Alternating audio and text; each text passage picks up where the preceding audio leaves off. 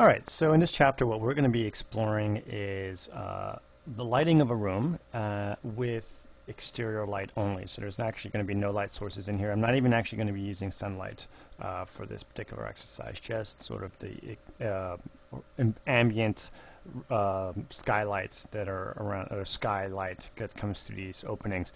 And to explore what these openings are, let's just kind of take a better look at this scene. What we actually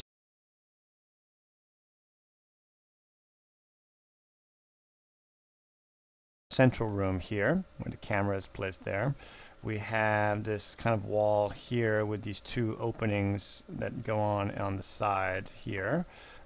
We have two openings to the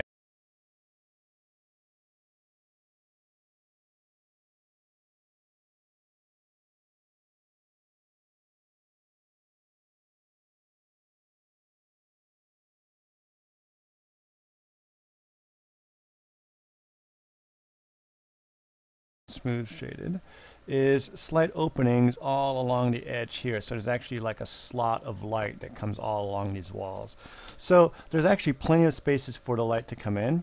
There's a space right here along this wall.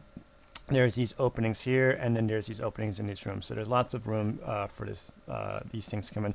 I kind of got the idea of this space. I was looking at through some of my architectural books, and this is a book. I found an image of a space by Stephen Hall. So this is kind of, for those of you that are familiar with architecture, this is kind of my Stephen Hall inspired space. I like to sort of be inspired by different architects, but not necessarily do exactly what they do, just sort of take pieces and ideas and then make them my own. Okay, so now that we've explored that, let's start looking at what these settings are.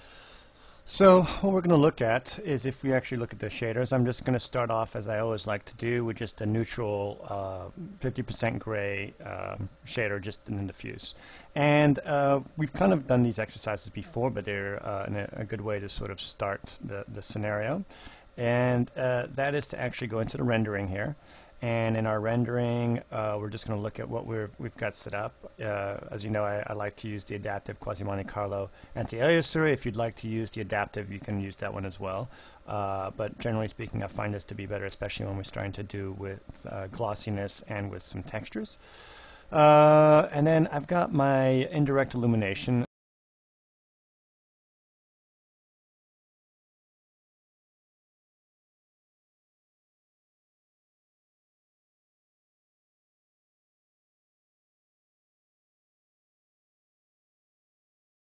What that is, it's basically this equivalent to what an ambient occlusion would be in the or skylight, where basically just the sky comes in but doesn't bounce around. Ambient occlusion can be calculated in many different ways, but that's one way that you could consider it. And so I just have my my irradiance map set up. I have it set up to medium and 30 and 30 here. I like to use these default settings and not try to get into all the details of this, because that sort of misses the point of what I'm trying to do. But with that being done, that's about all I have set up. Oh yes, and then my environment, you'll notice that I have a somewhat blue sky set up, and I also have a multiplier of 10. You're going to notice when you start doing interior scenes that you're going to need to amplify your skylight a lot if you want to bring in light from the outside. You just need a lot more light in the space, because it just won't go in any other way. You won't be able to get the intensity that you need. Alright, so what I've done here is I've actually pre-rendered all of our scenes that I wanted to try to get. So let's look at what this actually has. And if I look at this image, basically what I've done is I've re-rendered it, I've pre-rendered it, and I have my timestamp gone in here, so we can go through all of these pretty quickly. Single bounce of light, or no bounce of light actually, with the irradiance map, just the irradiance map, is basically not going to give us what we want, because we're not able to actually get light in these zones here, and this isn't quite what we want. We want to be able to have, you know, light bouncing around inside of space. Interior and a global illumination does tend to take longer than exterior renderings, because we have to consider illumination for virtually every single pixel on the screen, as opposed to, if it was an exterior, it could be just something here, and all of this is sky, so you wouldn't consider it. So you do generally have to do that. And you also have to consider much more bounces of light, because obviously the single bounce of light isn't going to cut it for us. So let's actually jump right to it. Remember, this time is 1:40 here. And we're actually going to go in here. I'm going to go to Quasi Monte Carlo. And the default's at 3, but I'm just going to set it to 1 extra bounce of light at this point. So let's see what that gives us. So if we go in here and we set it to 1 extra bounce of light, you'll notice that immediately our space is starting to fill in with light. Just adding 1 bounce of light can add an enormous amount to your scene, and our render times have gone up by about 50%. So that's something to consider. Every time you start bouncing light, it's going to get more and more expensive. But we have a few artifacts here. I'm not going to worry about it too much. These are based on our sort of medium settings. There's other ways we can fight these artifacts, and we'll deal with that at some other point. Right now, I just want to start talking.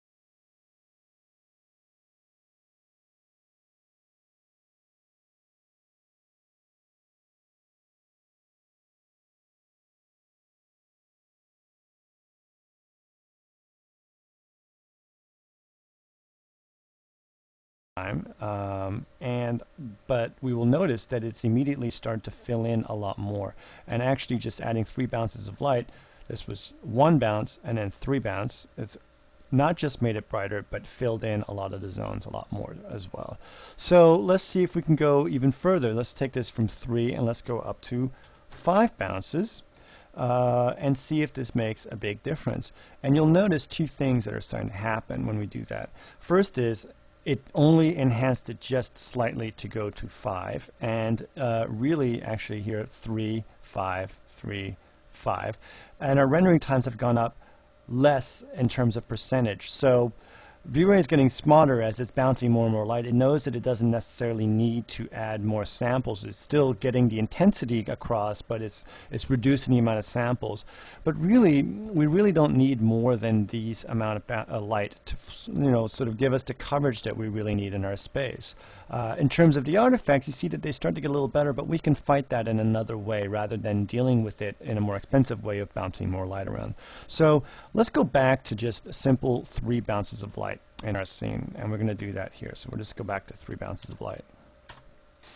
Okay, so what we're going to look at now is what if instead of just using a sky like we've done, as we use an HDR, and you've sort of seen that we have an HDR here.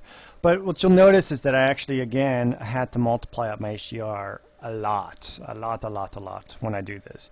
And that HDR is going to be multiplied by 20, which is, I've done some tests, and I know that that's actually going to be equivalent to about what I have here. So I'm just going to go ahead and copy this over into this slot, and I'm going to, or instance it into this slot. So now I have that HDR that's going to be going into the zone. And if you want to actually look at it, let's look at this HDR. You've seen it on my previous DVDs.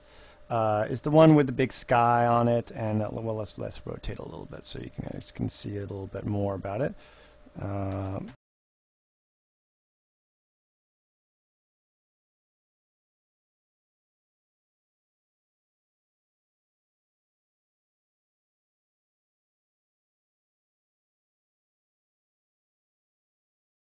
And let's go ahead and render that, and we'll see what the rendering is. So remember, we're back to 3 bounces, and the 3 bounce rendering before was at 4 minutes, or 4 minutes, a little bit over 4 minutes. And then with our HDR, you'll see that it's got about the same rendering time as we had before.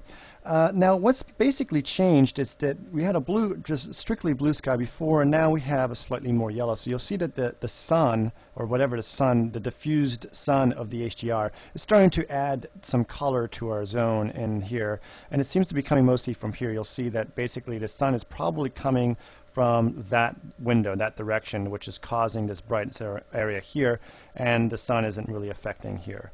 So we can get a little bit of direct light out of here, but I actually don't care about it. Really what I'm looking at is to see how much my HDR is affecting it. And it is affecting it. There's no question about that. But I want to emphasize something, that the HDR is going to affect your interior scenes much less than it did for exterior scenes. They do help, and you can definitely use them, but they're not as important when we're dealing interior light coming through windows and dealing with HDRs. You're going to get a lot more out of actually using direct lights when you're doing that. But that's not to say don't use them. I'm just saying that they're basically not as obvious.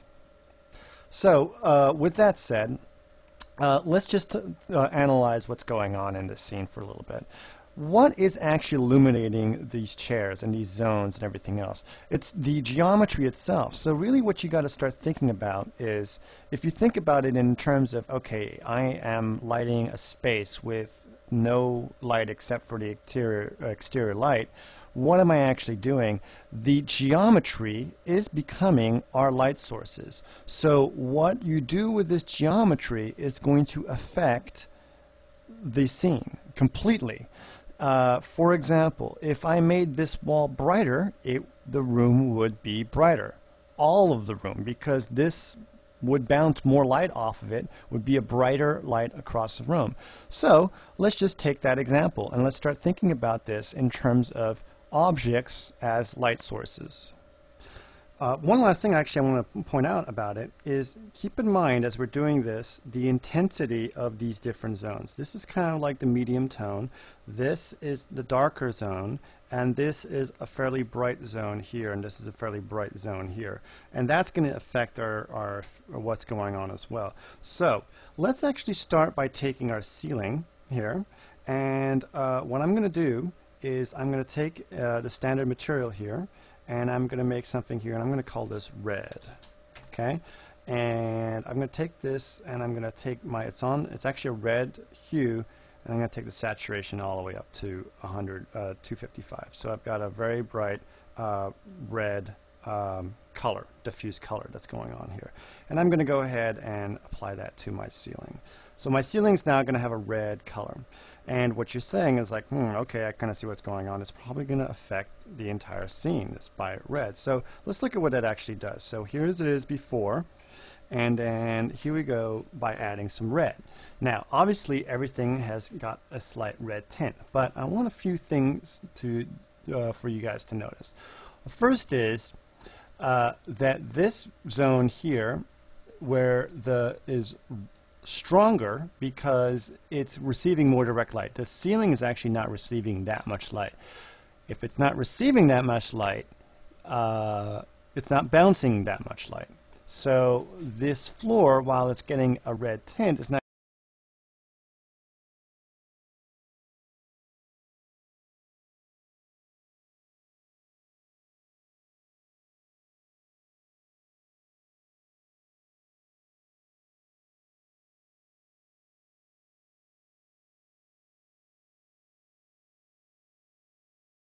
this has hardly any effect on it compared to the light coming from the ceiling. So you can see how things happen. This is the way things would happen in nature. I didn't do anything. All I did was basically make things red, but you should be aware of how your zones actually affect the global illumination setting. So actually, let's go back and let's take, instead of doing our ceiling, remember this was kind of like a neutral gray, so let's actually take our floor, let's actually take our ceiling and turn it back to a regular gray. And we'll take our floor elements, which is this, and we will turn that red. So we turn that red, and what that actually will do is the following. So we see this is the ceiling, and then this is our floor. Now you'll notice two things. Our floor is going to affect our wall here, but not as much because it's not as strong as what you were getting.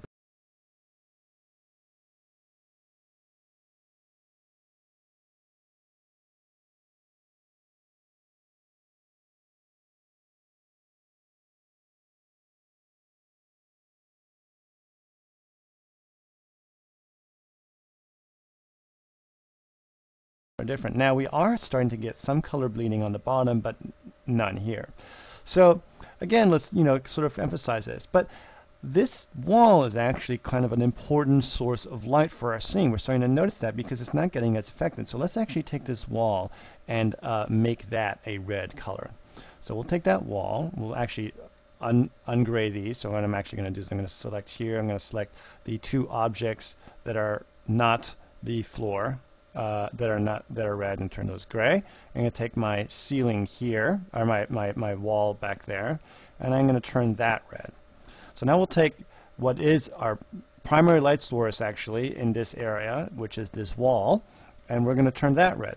So we take our primary light source, and we notice that a lot more red is going on, that we really are starting to get the color bleeding that is going to be kind of interesting in our zone.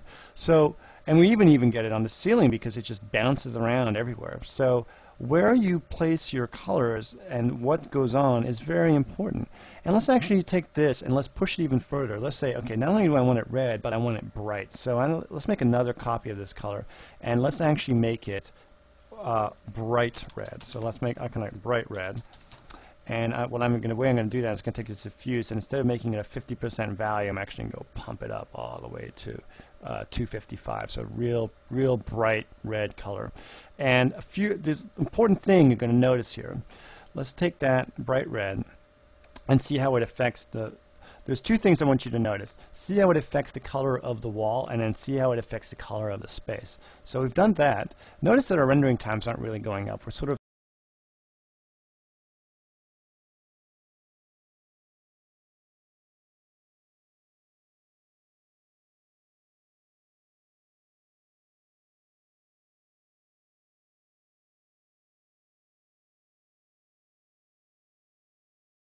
walls are going to be a direct effect on how bright your room is. If you have dark paint, you're going to have a dark room. If you have bright paint, you're going to have a bright room. So these type of things are the things you need to start considering when you're dealing with global illumination of interior spaces, is materials as well as your light, because your materials and your shaders are basically light sources for your entire scene. Okay, so now let's take this scene and just keep going. So what I'm actually going to do is I'm going to open another scene here, which has got some textures on it. So I actually have the textured version of my scene. I'm going to not save that. And I'm going to get this textured version here. So the textured version, I've actually gone in and I've painted some textures, so we can actually look at these if you'd like. I've actually unwrapped all of these walls and painted some really nice textures on them. And we'll take a better look at this.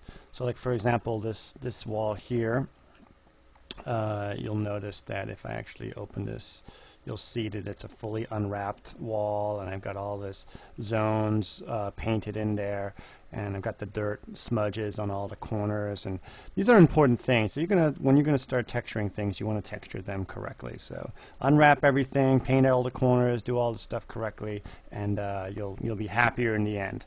So what I've got is I've got this kind of wooden step area here, and I've got a concrete floor and concrete kind of everywhere. This is going to be glass and leather and metal, just like these Corbu chairs here are going to have that. This Noguchi table is going to be a glass top with a black lacquer base, and sort of a medium gray concrete here, and just I've sort of painted everything in the zones that I'd like to do. So with that being said, let's just go ahead and look at what the renderings were. So we've gone ahead and done it with the textures, and you'll notice that basically our render times have gone up because they've had to add all of the current the consideration of all of the stuff that's going on in our scene in the textures. But nonetheless, we've got a nice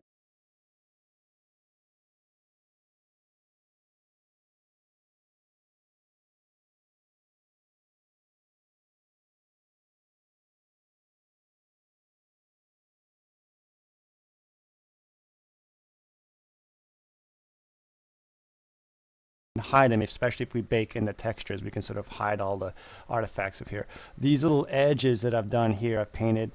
These are all painted as well. Just keep that in mind. These aren't artifacts. These are just sort of, I want to, emphasize watermarks that are along edges and everything else. And I've actually added some glossiness to this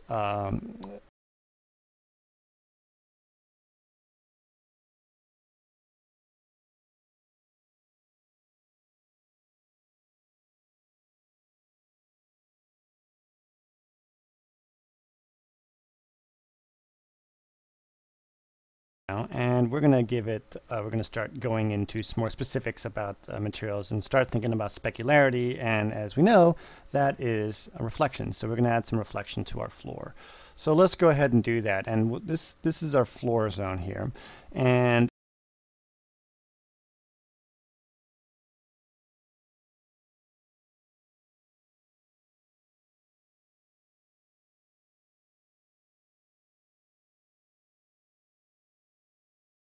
through this before on the first DVD, and I've got it going from black to white. I have a texture here, but I'm actually going to go ahead and turn that off, and we're going to go ahead and look at what that affects it. So going from black to white, meaning with a Fresnel fall off,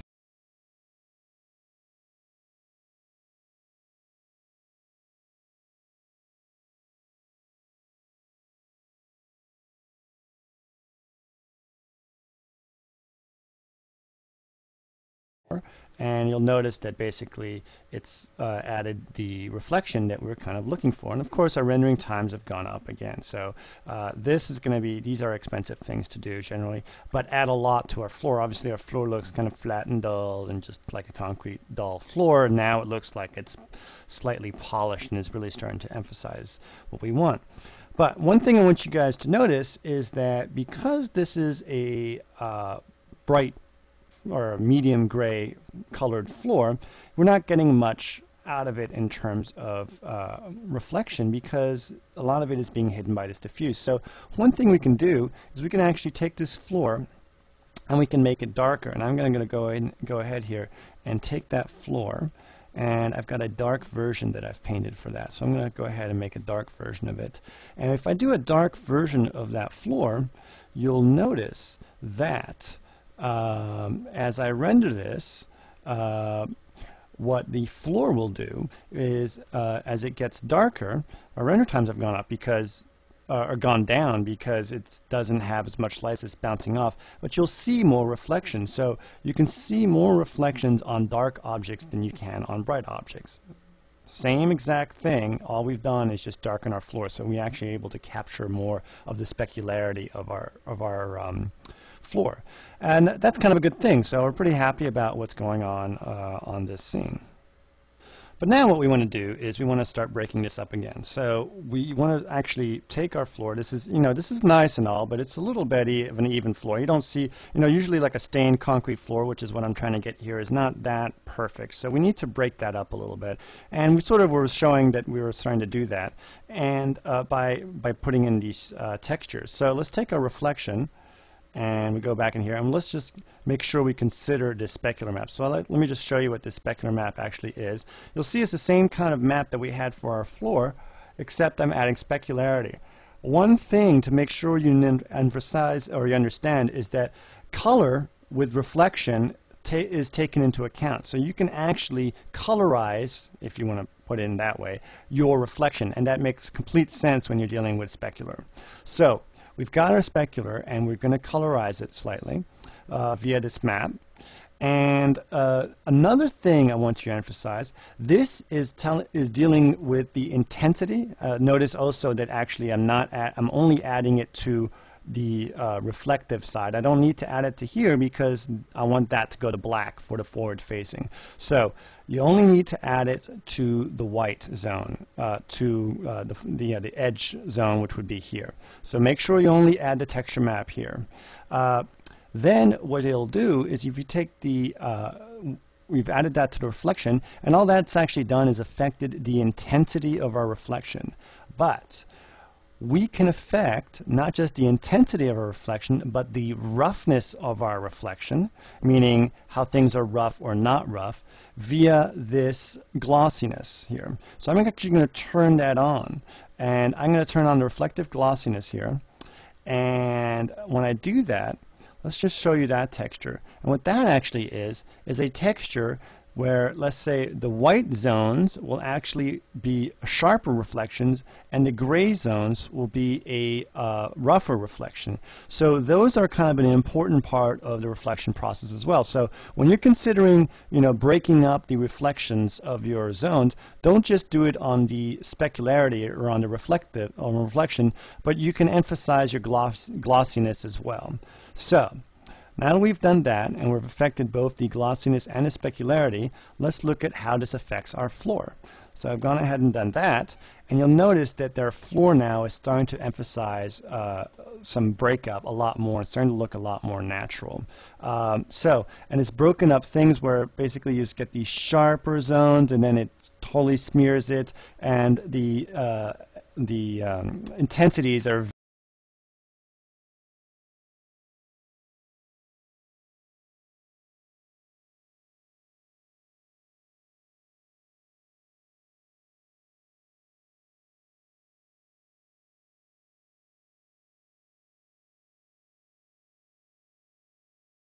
these aren't just paint splotches, unfortunately. These are artifacts as well. So let's start thinking about how we can get rid of some of these artifacts. All right, so the way we're going to deal with this is we're going to attack the problem one way. Now, keep in mind that actually for a rendering of this nature, which is an 800 by 600 with the amount of light we're bouncing around, getting glossy reflections, etc., 14 minutes is actually a fairly good rendering time, generally speaking. But we need to, sort of see what happens when we start to emphasize other elements.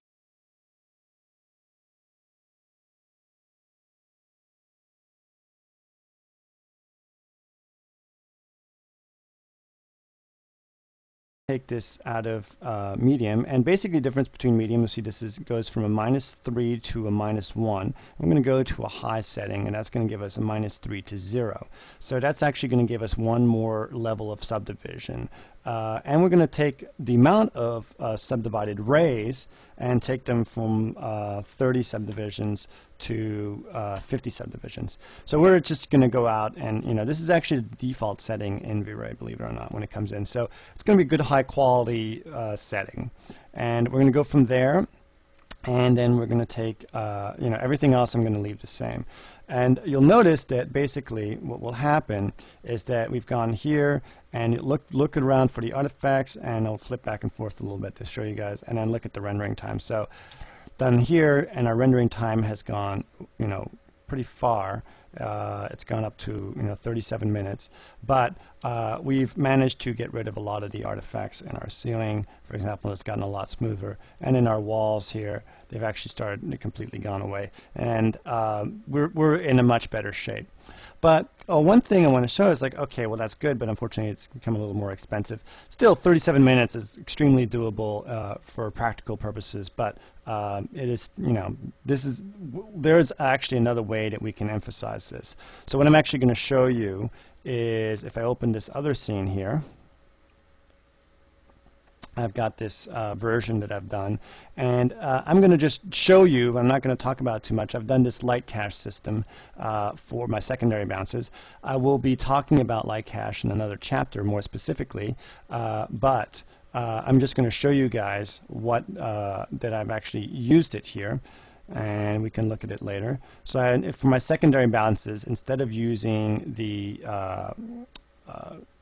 GI, I'm going to use this light cache. And so you'll notice I'm back to medium here.